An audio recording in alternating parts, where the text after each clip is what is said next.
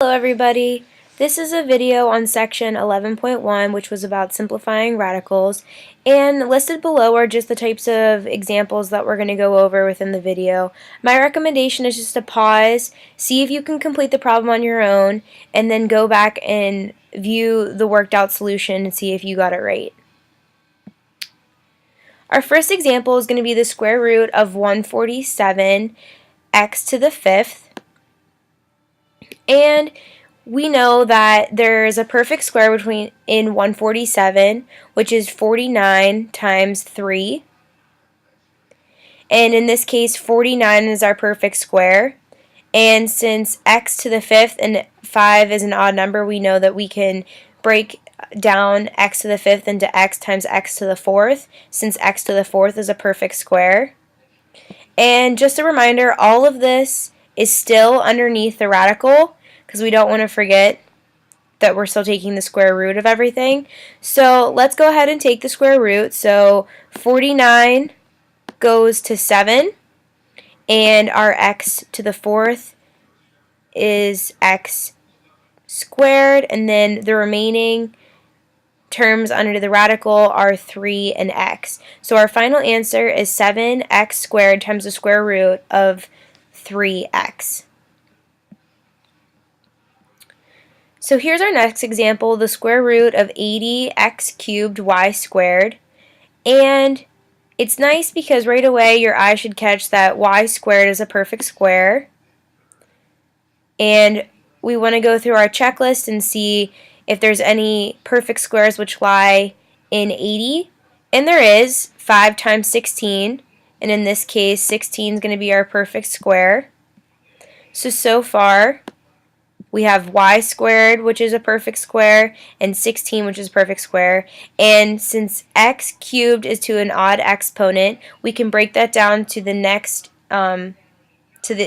even exponent. So that's going to be x squared times x, and we know that x squared is also a perfect square. And just keep in mind that everything still is underneath the radical. We haven't applied the square root to anything yet. But let's go ahead and do that.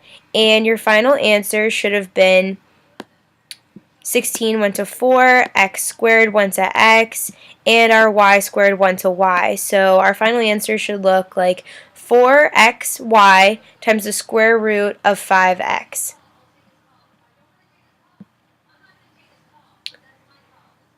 This example, we're multiplying two radicals together. So there's two different ways that you can go about solving this problem. We can focus on the first one. You can simplify within if you notice that 8 has a perfect square of 4. So we'll have 3 times the square root of 2 times 4, since 2 and 4 are factors of 8. And once you apply the square root to 4, you pull it out in front of the radical, so it's going to be 3 times 2 out front, and 2 is as simplified as it can get, so we're going to keep that inside the radical. And we just multiply our 3 and our 2 to get 6 times the square root of 2. And we just keep carrying down 4 times the square root of 7, since there wasn't anything we could do with it. At this point, if this is easier for you to complete the problem this way, then continue doing them like this. But we multiply their coefficients out front first, so we're going to get 6 times 4, which will give us 24. And we multiply everything inside the radical, so it'll be 2 times 7, which will give us 14. The other way that we can solve this problem is multiplying everything underneath the radicals together and the coefficients together first. So in this solution we simplified, in this one we're just going to multiply and then simplify. So 3 times 4 gives us our 12, that's where this 12 is coming from, and 8 times 7 is 56. So then we want to go through our list of perfect squares and see if any perfect square is divided into 56, and there is 4 and 14. the square root of 4 is 2, so we pull that out in front of the radical, and 14 remains within. And we end up getting the same answer as before, 24 times the square root of 14. So both ways work. It just depends on which solution you see fit and which one you prefer, like whatever your preference is. 4, we have 2 times the square root of 16m cubed times 3 times the square root of 5m squared. So for this particular problem, I decided to simplify right away because I saw perfect squares within the radical. So I know that 16 is a perfect square, which is 4 squared, and I know that I can break m cubed into m squared times m. So once I applied the square root, I can pull the 4 and the m out front, and we carry down our 2. So we have 2 times 4m out front of the in front of the radical, and m underneath the radical still. On the other side, I knew that m squared is a perfect square, so I was able to pull an m out in front of the radical, so it's 3m times the square root of 5. At this point, we want to multiply our coefficients together. So 8 times 3 equals 24. We have m times m squared times the square root of 5m.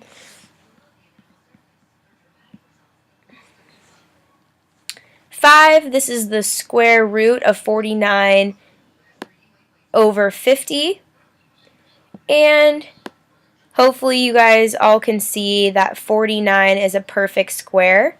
So I knew that right away, so I decided to simplify that first. So it's 7 over the square root of 50, but in algebra we cannot leave any radicals in the denominator, so we have to rationalize the denominator.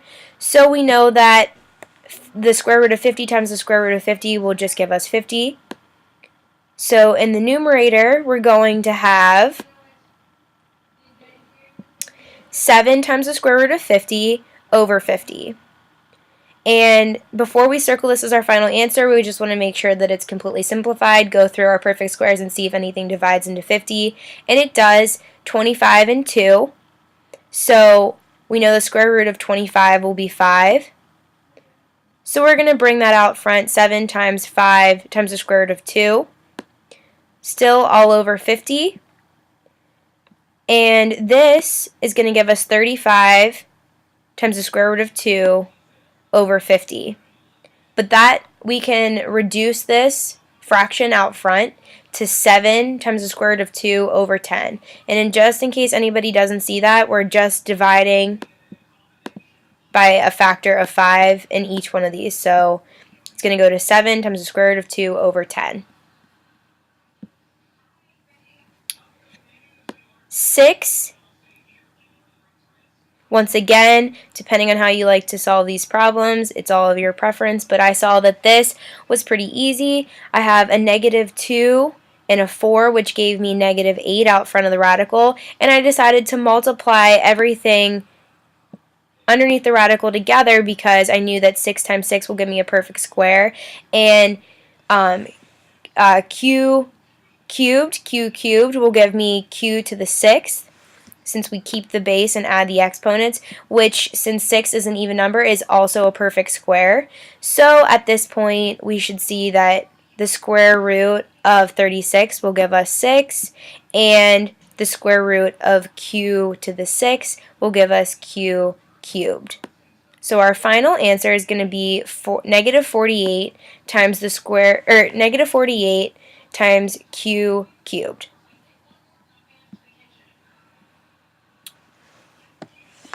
-10 times the square root of 3, and this is all being squared. So since our negative is outside of the parentheses, we know that we're going to have to square everything inside the parentheses first, and then at the very end we are going to tack on our negative sign. So let's go ahead and do that. Let's apply the square to everything in the inside. So 10 squared will give us 100, and the square root of 3 squared will undo the property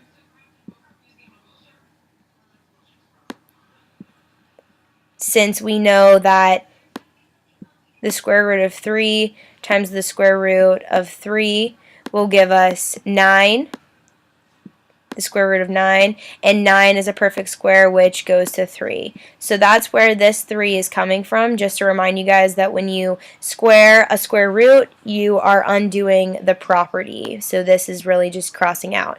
So now we have 10 times 3, which is clearly 300, and then we apply our negative sign out front. So our answer is negative 300. And our last example is 3 times the square root of 7 over the square root of 20y. So right away, I want to rationalize my denominator since my numerator is completely simplified. So let's go ahead and do that. I know that the square root of 20y times the square root of 20y is going to be 20y. And then I multiplied everything under the radicals together, so 7 times 20 gave me 140. We carry over our y, and remember we still had this coefficient of 3, so that follows through to our answer as well. And then before I circle this as my final answer, I just want to go through and make sure there's no perfect squares lying in 140, and there is. 4 times 35 will give us 140, and 4 is our perfect square. So we're going to apply that square root, and we're going to pull the 2 out front, just like you see here in this answer. So I have 3 times 2, and this 2 is coming from the square root of 4. And then 35 can no longer be simplified, so that's going to remain under the radical along with the y, since the y is to the first power, and we can't do anything with that. And this is still all over 20y. And then once again, before I go to circle, this is my final answer, I want to just see if there's anything else I need to do, and there is, because 3 times 2 is 6, and 6 over 20 can be reduced to 3 over 10. So our final answer ends up being 3 times the square root of 35y over 10y. If you guys feel like you still need more practice with this, try section 11.1 exercises. Also, go back through our notes from class, follow through and see if you are catching any of your mistakes, or just if you need a simple reminder. Also, I just want to remind everybody that I am available periods 9 and 10. I can meet you in the library, and either I can help you, I can quiz you, I can provide you with more practice. All you need to do is just let me know ahead of time, and I know you students aren't typically the people to self-refer yourself to the BOT program, but if you do, I am available for the BOT program, and I can just tutor you one-on-one, and that would be time for extra practice as well. So good luck.